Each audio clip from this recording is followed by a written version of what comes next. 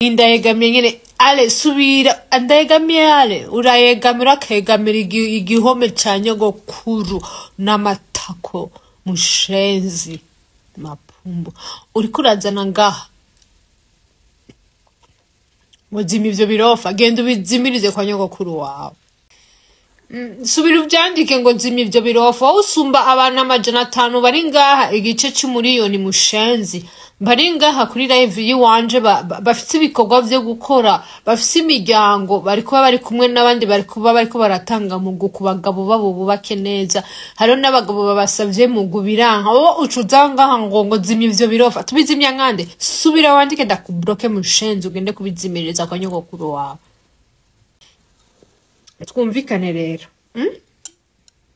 last time muri live haracige vraiment haraciye nk'ukwezi ngize live ndi igitega naravuze kuvyerekeye umuzanano mwavyumva but the problem were this Nego nakavemuso no I don't like people call me boss. I'm not a boss lady. I'm a simple woman. Aba millionaire mumenyana rero ikintu gihari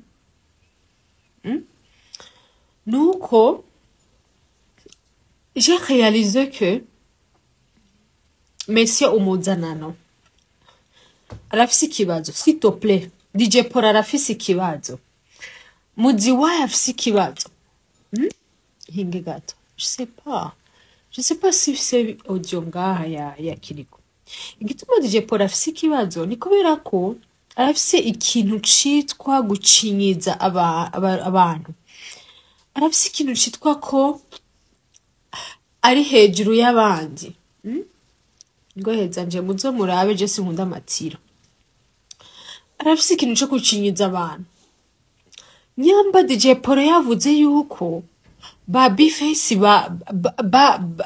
bazimye bon abastari b'imihimbiri bazimye bagenda kuririmbira muri Gera Plaza. Yeah, my dear, you know how Gera Plaza is? Seriously, you know how Gera Plaza is? My dear, jewe na manavuze s'il vous plaît nimukengera abantu nimukengera ahantu kubera ko nyamba nindira gatoya rororo rindira gatoya nyamba yuko Gera Plaza ni bar bon iri mu Kamenge si habi Kamenge urashaka kuhaba ukavyuka neza mu mahoro saa 6 z'ijoro saa 4 z'ijoro saa 9 uragenda usanga abantu Kamenge nivyo ni nahantu hari tous les sortes de gens mais quand même nahantu abantu baho barakundana ushaka kurara inzara uri mu Kamenge urashaka kugenda kudodora ugasanga kwa umugari ugakara ukaja kurya rero Dio nabanavuze nukuri ikintu nyamba uno munsi Nelly natwe ari afise success kuva ni Gitega nazikoreshereje Gitega nyamba DJ Paul nyamba mu Kamenge pardon wash dasabye nyamba Nelly natwe afise success kuva muri 2015 ngumavugwa ngira ikinga trendinga Queen of Base na dada wa taifa okay nuko jewe nabye nubaha abantu nabye nubaha umuntu hava parce que jewe mva ruguru sinzoza kwishima ngaha ngo jewe ndumunyagisa sindimvukira s'il vous plaît je sindimvukira ndi umuntu wa ruguru kandi umwana wa hehe umwana yakuri hiyo muri Susuma mugabo origine ni Gitega mugabo nakuriye he mu Kumoso hahandi bavuga ko turoga nangorane turoge turabaroga nyene turabaroga no sindabatambira ndi muri vacances nta nduru s'il vous plaît ndiko ndarivinga my dear I'm living the expensive life no noise come on guys no noise I'm living the expensive life. I'm in the expensive city with expensive life. Twumvikane no noise. Come on, no noise. Ababanyi bava baza kundodorera ko we don't like noise. No, slowly, no noise. Twumvikane. rero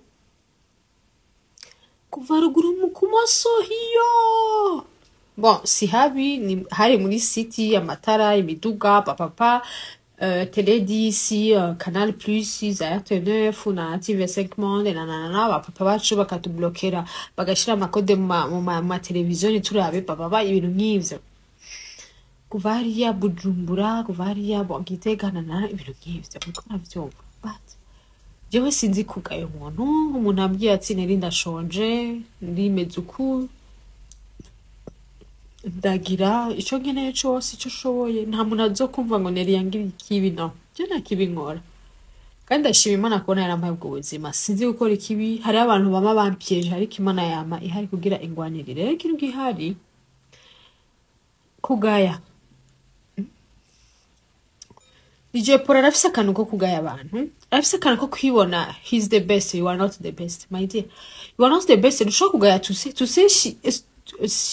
tuse ntarishini hi tuse he's the best muri Gera yiwe yarayaguye arayubaka imeze neza iri class abantu bose barajayo ku mutwenzi his brother arubaka aragira neza hameze neza rero ikintu gihari abajune barakunda ku mutwenzi even n'abana bakinindo kibenga kinanira kabondo urashobora kubabona baje muri umutwenzi baje guciringa jewe ndibuka last year hari aba diaspora bambwiye ati turashaka kuja ku mutwenzi ndavuga ati ayo siyazi jewe nari nataje ku mutwenzi guys s'il te plaît kubera nzi ko ku mutwenzi haba hari abantu benshi guca nagize guca nafashe nari nambaye nari fisi chapeau ndafata chapeau ndagira guca ndagira uku ufate ndinyegeza kubera haba huzuye abantu guca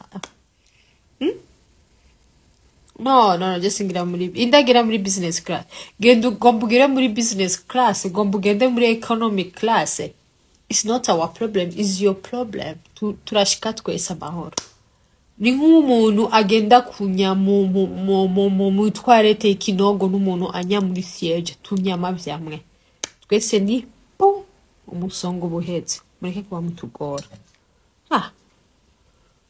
muriko muravyumva rero Ragayana. No. He's not in the same level, not to say. No.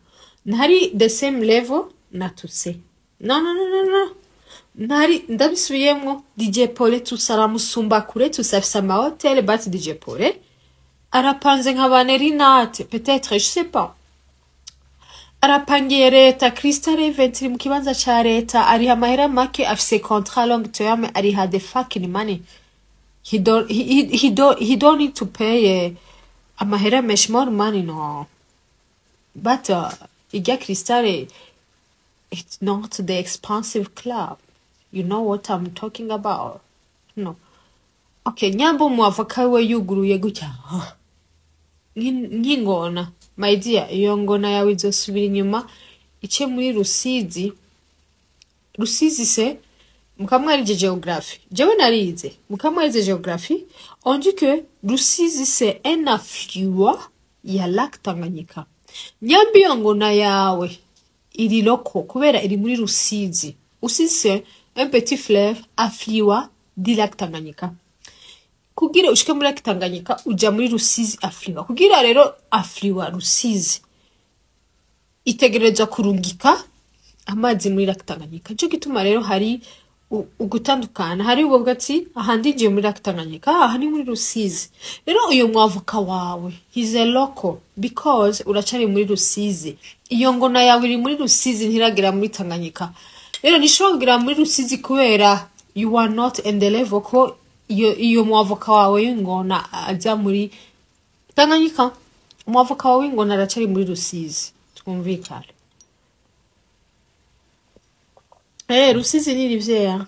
Kabutari ubizi ndabikwigisha. Petit fleuve. Écoute, Rusizi c'est un affluent ya lac Tanganyika. Mukamutavizi. Googling geography. They are not on the same level. It's like people who told me, oh, niwagiye mu Bubirigi, yagutanze kuja mu Bubirigi, wananze kuja mu Bubirigi.